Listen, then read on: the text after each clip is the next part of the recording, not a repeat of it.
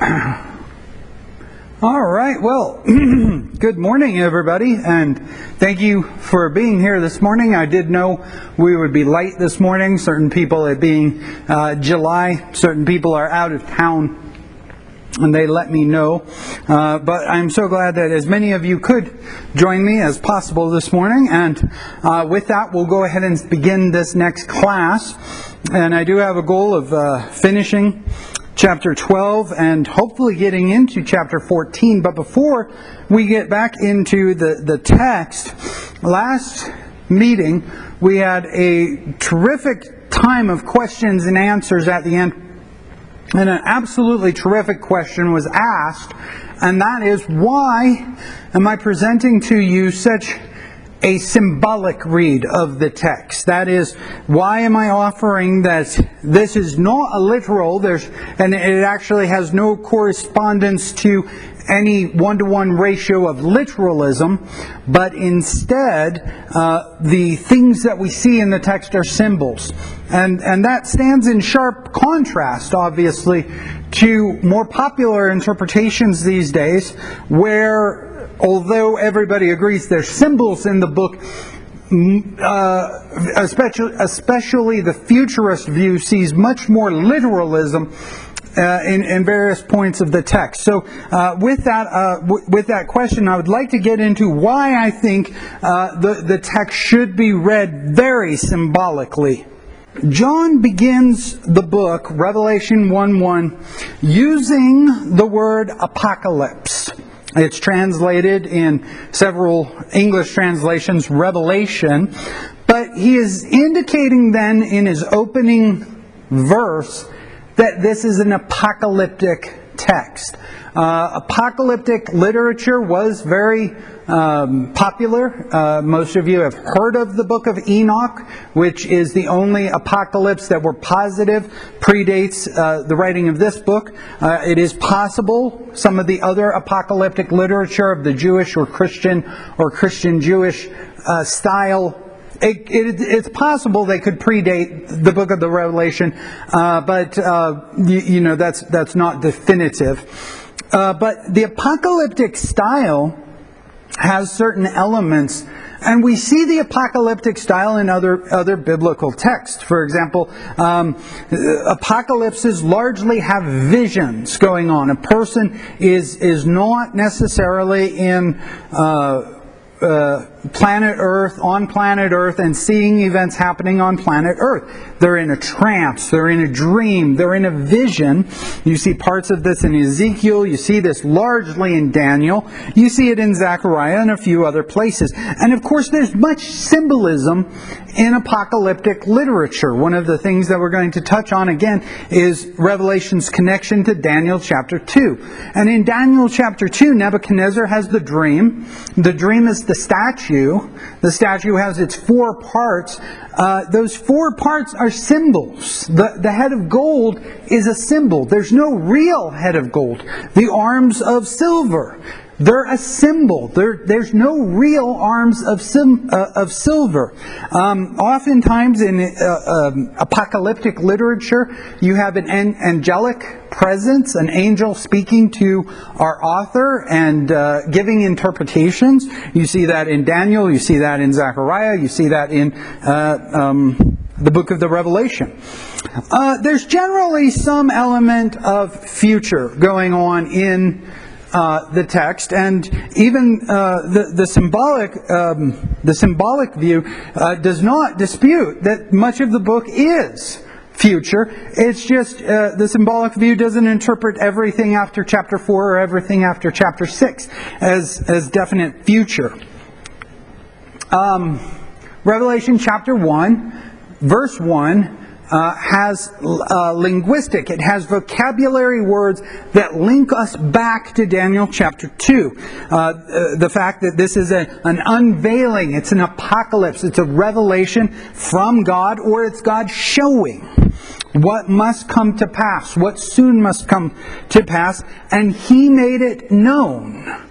Daniel chapter 2, Revelation chapter 1, the same language is there. And John uses the Greek word, there you can see it, translated made known, over other words which also have symbolic meanings, it tells us that the warp and the woof of this book is going to largely be symbolism.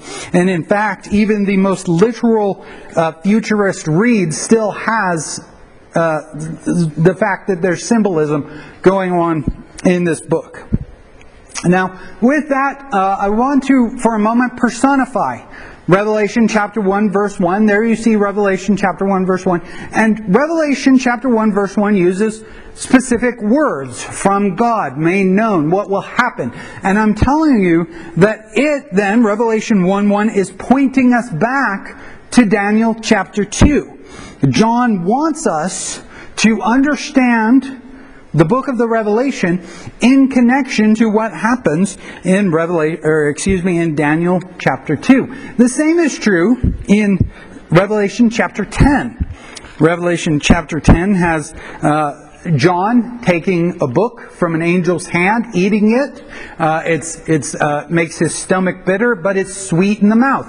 This is Revelation chapter 10 pointing us back to Ezekiel chapter 2 and chapter 3. We're going to get into Revelation chapter 13 today.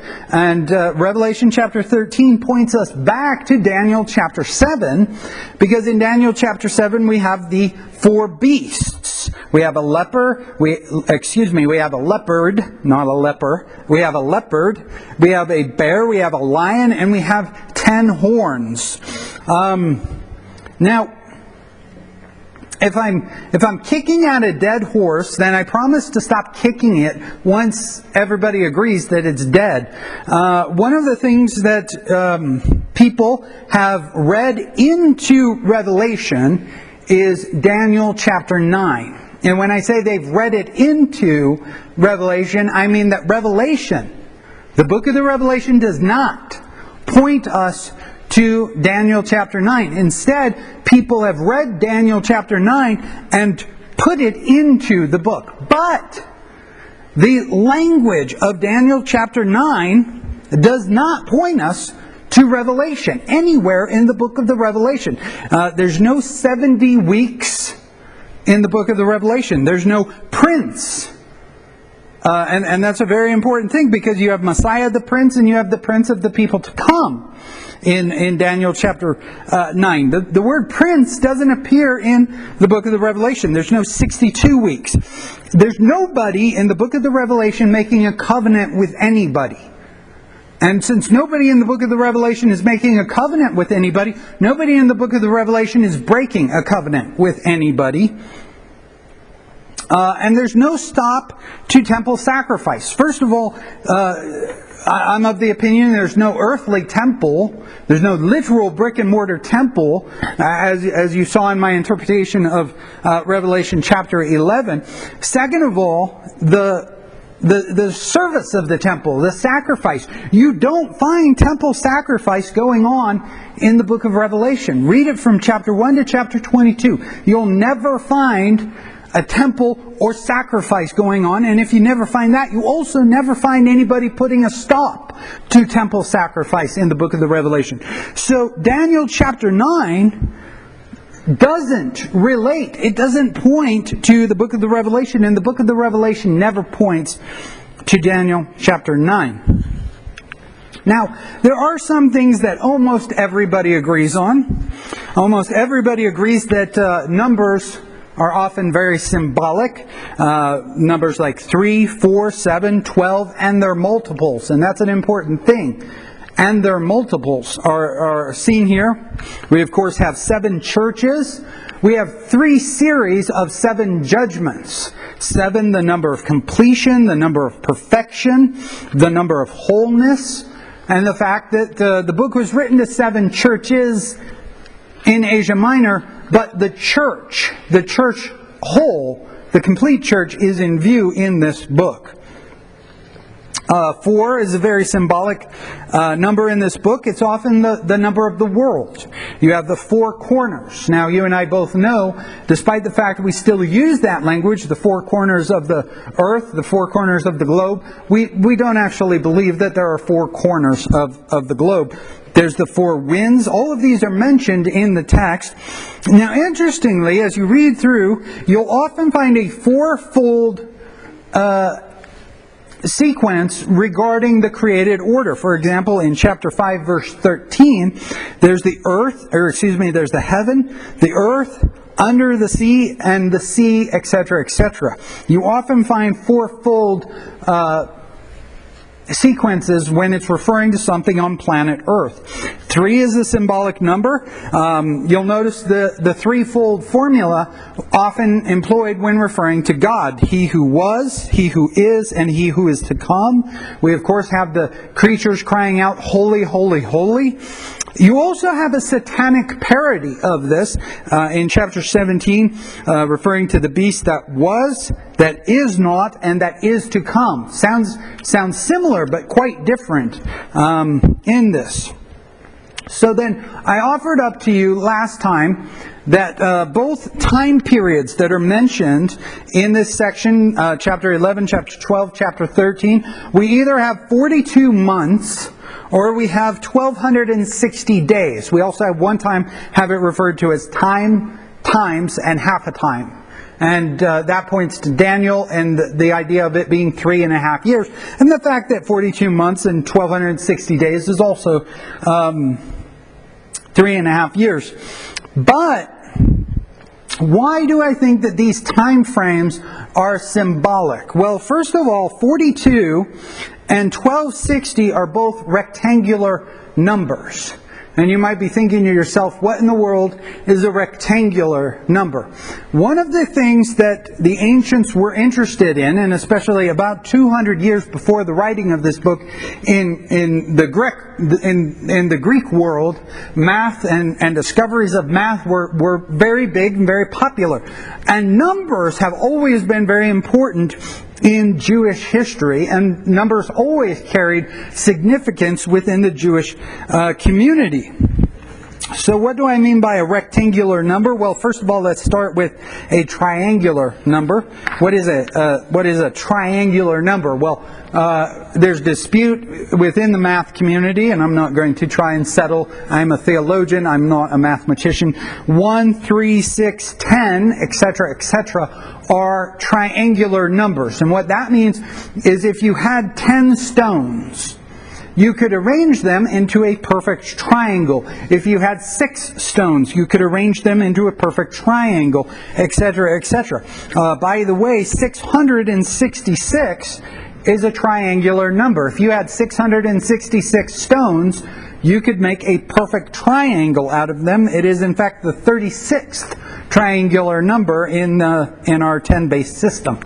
Now, there's also square numbers, and you should be able to discern from the name if triangular numbers form a perfect triangle. Square numbers form a perfect square. 1, 4, 9, 16. Those, if you had 16 stones, you could lay them out into a perfect square. It would be 4 stones by 4 stones, or 4 rows of 4 stones, making a perfect square. And then we get rectangular numbers. Rectangular numbers, 2, 6, 12, 20, etc., etc. There's one of our very symbolic numbers right there, 12. 12 is a very important number in the Jewish mind, isn't it? And it's a very important number right here in the book of the Revelation already. And it's going to be more in the future as well. So what I mean by 42 and 1260 are both rectangular numbers is if you had 42 stones, or if you had 1260 stones, and you had the time, you could lay them down into perfect rectangles. Now, 42 is also 6 times 7. 6 times 7 is 42. 6 is going to be a very important number here in a moment when we get to the end of chapter 13, isn't it? 6, the number of man. Man was created on the 6th day. Man is supposed to work for 6 days, etc., etc. 7, the number of perfection. So the number of man times the number of perfection is 42. Also, interestingly, if you add up the even numbers 2, 4, 6, 8, 10, 12, you arrive at 42. And 12 being one of our symbolic numbers, that says something, doesn't it? Now, 1260 is the product, it's the sum of, if you add up the even numbers, 2, 4, 6, 8, 10, 12, all the way up to 70. So adding the even numbers from 2 to 70, and you'll get 1260. Now, 70 is another important number in the Jewish community. 70, of course, is the product of 7, symbolic number, times 10, symbolic number. You get 70, a multiple of 10, a multiple of 7. The number of generations from Noah listed in Genesis chapter 10, 70 nations. 70 descendants of Jacob went into Egypt. That's mentioned in Genesis. That's also mentioned in Exodus. The goal, the standard was to have 70 elders of Israel. Exodus chapter 24, verse 1. The Jews went into captivity for 70 years, and Psalms 90, verse 10, suggests that 70 is the perfect life. So both of these numbers appear here in the book of the Revelation. And when you are familiar with other apocalyptic texts, you quickly come to find that numbers are highly symbolic in these texts. Oftentimes, they're one of the symbols, 3, 4, 12, 7, etc. They're often a multiple, or they're these numbers, square numbers, triangular numbers, rectangular numbers, just absolutely perfect numbers. Now, John, sitting on the Isle of Patmos, being shown these visions, writing them down. I believe, of course, God is involved in this, of course, then, and John is involved in this. And the fact that he just happens, despite the odds, he just happens to pick rectangular numbers for these time periods, 42 and 1260. Interestingly, 42 is the time of treading on the holy city, chapter 11, verse 2. It's also the time for speaking arrogance and blasphemies of the beast that's going to come up out of the sea here in chapter 13. Now, try and stay with me on this one, and if I go too fast, we can always clarify it. 42 is the 6th rectangular number. So, in the series of rectangular numbers, 2, 6, 12, etc., 42 is the 6th triangular number. Now, the 6th square number, so it's where this is the 6th rectangular number, the 6th square number is 36. That's interesting because 666 is the 36th triangular number. I hope you can follow along there and you see. So 42 is very easily associated with the number 666. When we look at its square, when we look at its rectangle, and when we look at the fact that 36 is the square number, and the 36th triangular number is 666. So the fact that 42 is associated with trampling the city and speaking blasphemy. Now, 1260, on the other hand, is the time for prophesying. And it's the time, that's chapter 11, verse 3. And it's the time to be nourished by God, chapter 12, verse 6. Now, with that, then you find that 1260 is the 35th rectangular number in the series of rectangular numbers. And the 35th square number is 1225. 1225 is also a triangular number. It's one of those very, very rare numbers that's both a square number and a triangular number. 1, 36, 1225. Those are the first three, so you realize we have to get up into the 1200s before we even have three that are both squares and triangles. It is, 1225 is the 49th triangular number. The 49th triangular number. And 49 is the product of 7 times 7. 7 times 7 is 49. The perfect number multiplied by the perfect number equals 49. So 1260 is easily associated with the product of the perfect number times the perfect number. So the fact that these are the numbers in the text, and the fact that these numbers are so perfectly this way, seems to suggest to me that much like the rest of the book, they are symbolic. The pictures that John is seeing, they're visions. And the pictures within the pictures then are symbols. And almost everybody agrees with that. For example, here in a moment, we're going to have, when we get into chapter 13, we're going to have a beast with 7 heads and so forth come out of the sea. I'm unaware of any modern interpretation of this book that has a literal beast come up out of a sea and people start worshiping a literal beast. Instead, everybody interprets this beast to either be a person, some interpret this to be the Antichrist, a government, a religious institute of some kind or another.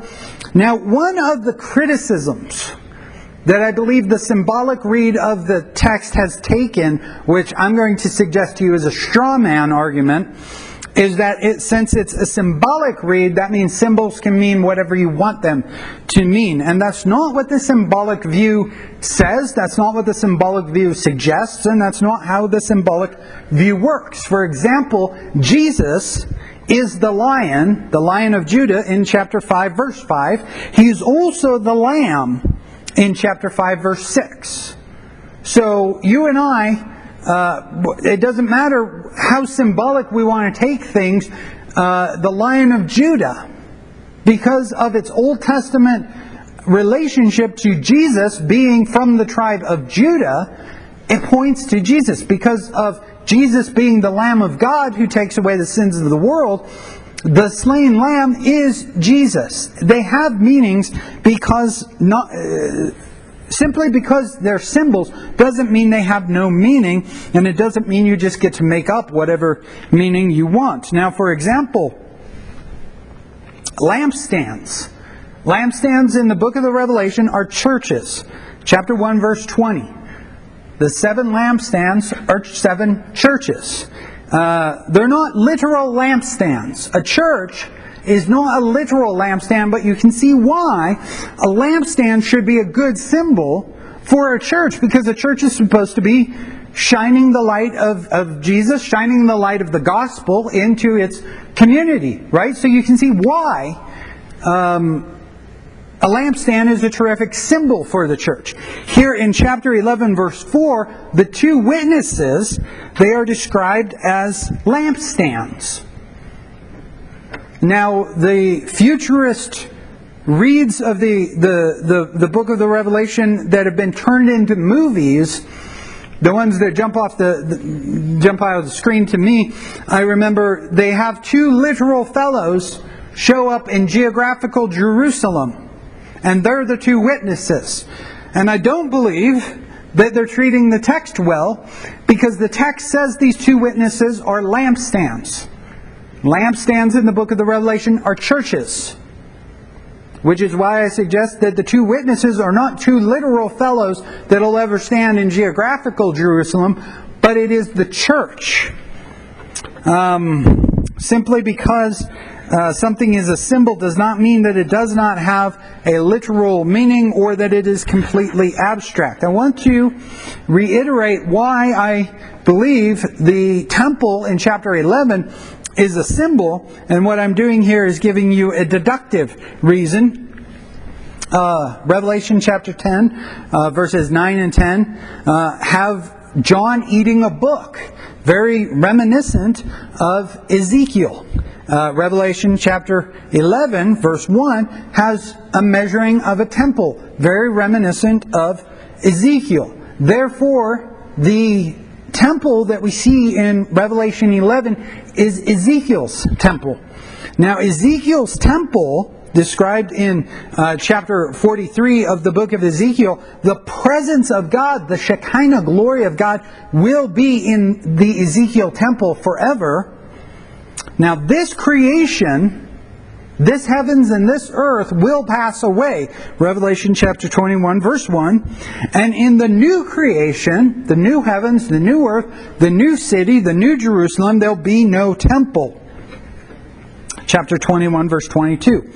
The New Testament says that we, the church, are the temple of the living God. Therefore, the temple in Revelation chapter 11 is a symbol for the church. Since the picture is one of symbolism, it makes sense that the time frame is also one of symbolism. The temple, chapter 11, verses 1 through 2. The witnesses, 11, 3 through 11. The woman, chapter 12, they're all symbols. They have meanings, but the time frames are also symbols going along with the rest of the picture being symbolic. But they're not literal. Why not approach the text with more literalism? Well, if you press this book into some literalism, you're going to have some very interesting issues. For example, John says that before the throne of God there are 7 spirits. The 7 spirits are then said to go out into the whole earth. The 7 spirits are the Holy Spirit. Now, there's not 7 Holy Spirits, there's 1 Holy Spirit. But 7 is the number of completion. It's the fullness of the Holy Spirit. Now, if we press that to literalism, then it seems instead of God being 3 persons in one, He is instead 9 persons in one. Where Paul says that there's 1 Spirit, there's 1 Lord, there's 1 God and Father. So if we press images in the book of the Revelation into literalism, you're going to come into conflict with the rest of Scripture. One of the things we're not going to get to, unless we get into chapter 14 today, is the fact that the 144,000 show up again in chapter 14. The 144,000 are said to have not defiled themselves with women, for they are chaste. Now, there are sexual acts that both the Old Testament and the New Testament describe as defilement. But a husband and a wife, in the bonds of marriage, having sex is not a defilement. But if you press chapter 14, that verse that these 144,000 are literal virgins, then you have to endorse that sex within marriage even is somehow a defilement to some degree. Another place we see symbolism, of course, there were 12 tribes of Israel. There were 12 apostles of the Lamb. There are 24 elders. The whole people of God. By the way, again, there we have a rectangular number times a rectangular number to get 144. That's a rectangular number as well. To multiply that by 1,000, then you get 144,000.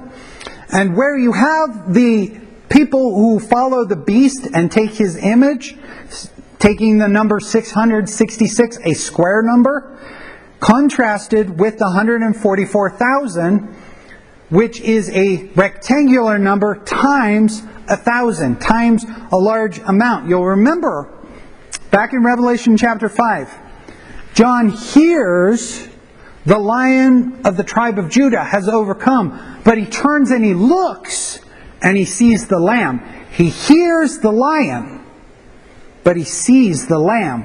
In chapter 7, he hears the number of those sealed. He never sees.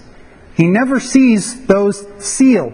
But in the next section, when he turns, he sees a multitude that can't be counted. The 144,000 are that multitude that can't be counted. Why? Because 144,000 is symbolic. The same way the lion is the lamb. The temple being trodden trodden on for 42 months. The fact that 42 months is 3.5 years. The fact that Christ's ministry was somewhere around 3.5 years. The two witnesses, and the two witnesses looking an awful lot like Moses and Elijah. And the fact that they have 1,260 days, which is also 3.5 years. And the fact that 3.5 years has you bring symbolism out of Moses and out of Elijah with 3.5 years. Now, another thing that I absolutely believe about our read and our interpretation of the book of the Revelation, chapter 1, verse 3, blessed is the person who reads and those who hear the words of the prophecy and heed the things which are written in them, for the time is near. Blessed is the person sitting in a first century church in Asia Minor listening to this book. Blessed is somebody in the 2nd century, somebody in the 5th century, somebody throughout the centuries of the church who read this book and heed it, listening to the prophecies. The text had to have meaning to them. If we press it that this book is about either the last 7 years or the last 3.5 years of human history, then we have to ask the question, why did the church need the book? Why did the first century church need this book if the book's about the last 7 years of world history? The book is about the last 3.5 years of world history. I want us to pretend something for just one moment, okay? I want us to pretend that we're in the eschaton. We're there. The end has happened. We're in the new heavens. We're in the new earth. All of our questions are answered. And I want us to pretend that the mark of the beast, the 666, I want us to pretend that it was the RFID chip. I want us to pretend that is the answer. What meaning could the text have possibly had then to the first century church? If the proper understanding, if the text meant it was the RFID chip, a first century Christian sitting in Asia Minor would not know what an RFID chip is. 2nd century, 3rd century, 5th century, up to about somewhere around like 50 or 70 years ago is the first time anybody would have known what an RFID, well, not even the RFID chip, but have the ideas that would lead to the RFID chip. Let's pretend there was no language barrier. Let's pretend you're to explain to a first century Christian that the mark of the beast was the RFID chip. Where would you begin explaining to a first century Christian that the RFID chip is the mark of the beast? You'd first of all have to explain what an ID chip is. You second of all would have to explain what a scanner of some kind would be. You also have to explain what a computer is, and I don't want to jump over that too quickly, because you can't simply tell the ancient Christian it's a magic box. I mean, you're going to have to explain a computer to a first century Christian. You're going to have to explain some sort of database or some sort of network to them. So the idea that the mark of the beast is something still to happen, and it's some sort of RFID chip or the like, that robs the text of any meaning prior to about 50 or 70 years ago. So with that is why I believe, without a doubt, the text has to be read in symbolism, and the text has to have had some sort of literal meaning. Even symbols have literal meanings. Had to have some sort of literal meaning throughout church history.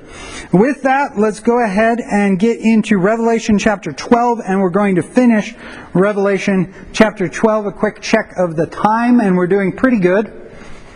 And Revelation chapter 12, starting in verse 13. And when the dragon saw that he had been thrown down to the earth, he persecuted the woman who gave birth to the male child. But the 2 wings of the great eagle were given to the woman, so that she could fly into the wilderness, to her place in the wilderness, where she was nourished for a time, times, and half a times from the presence of the serpent. And the serpent poured out water like a river out of his mouth after the woman, so that he might cause her to be swept away with the flood. But the earth helped the woman, and the earth opened its mouth and drank up the river which the dragon poured out of his mouth. So the dragon was enraged with the woman and went off to make war with the rest of her children, those who keep the commandments of God and hold to the testimony of Jesus. So in our last class, we saw the war in heaven where the dragon, Satan, was thrown down.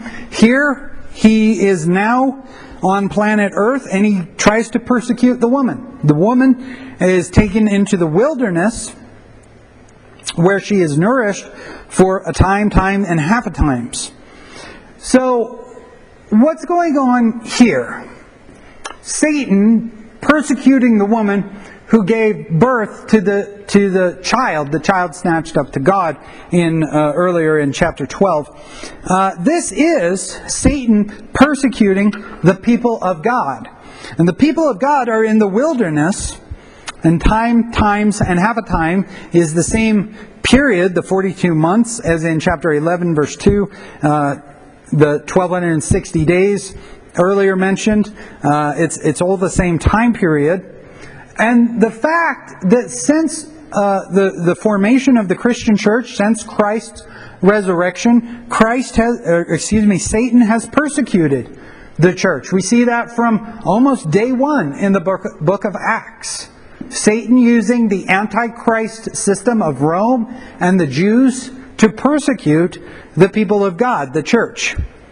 Why does the text say that the church is in the wilderness?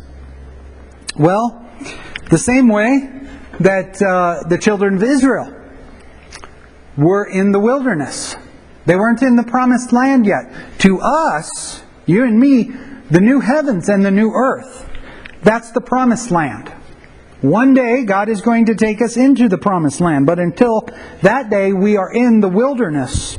We're not abandoned. And that's an important thing. You'll notice that the woman is in the wilderness, but that's a place of nourishment. We're not abandoned. Since the first century, God has been with the church, even in the face of early persecution, even in the place of latter persecution, even today, where persecution does happen of the church. God has not abandoned His church. God is with us. He nourishes us. And this is very similar when you think about Elijah in his time. 3.5 years being fed by the ravens until God had another time or another thing for him. Now the serpent attacks the woman with a flood. And you've got to see the irony that God judged the world of Noah's day with a flood, and the fact that Satan tries to copy God and bring judgment against the church. We're told that the earth opened its mouth. Where here on planet Earth is there a place where the earth has a mouth? The earth doesn't have a mouth. This is symbolism. What could this flood be? Well, I'm going to suggest that perhaps this flood is every kind of falsehood that tries to deceive the church. Every kind of way that Satan has tried to deceive the people of God. You'll remember that the serpent, the dragon, back in Genesis, what did he do? He deceived Eve. You'll remember at the beginning of this book, there's the warnings about the people inside the churches deceiving my bondservants. Deception is a rather big theme of this book. One of the things is that the devil cannot destroy the church. The devil cannot destroy the church. Instead, he makes war with her children. Now, some people have seen that the woman is in the wilderness and the dragon can't get to her. So in verse 17, he goes off to make war with the rest of her children. The rest of her children are identified as those who keep the commandments of God and those who hold to the testimony of Jesus. The text does not pick up this theme any further, making a distinction between the woman and her children. Some have thought that perhaps this is a reference to the fact that in the early church there was a heavily Jewish predominance, and later in church history there's a heavily Gentile majority. That's really not a theme of this book. The Jewish-Gentile division and the church being either more Jewish or more Gentile is really not a testimony or is really not a theme of this book. So I don't think that we should make much of this verse other than it's Satan attacking the church. These people that he goes after are those who keep the commandments of God and hold to the testimony of Christ. And I think both of those are important to see. I think we see a holistic view of both Old Testament and New Testament commandments. That is certain Old Testament things like circumcision, kosher, Sabbath keeping, seventh-day Sabbath keeping. Those are not what's in view here, but instead keeping the commandments of God. God, love others, and hold to the testimony of Jesus.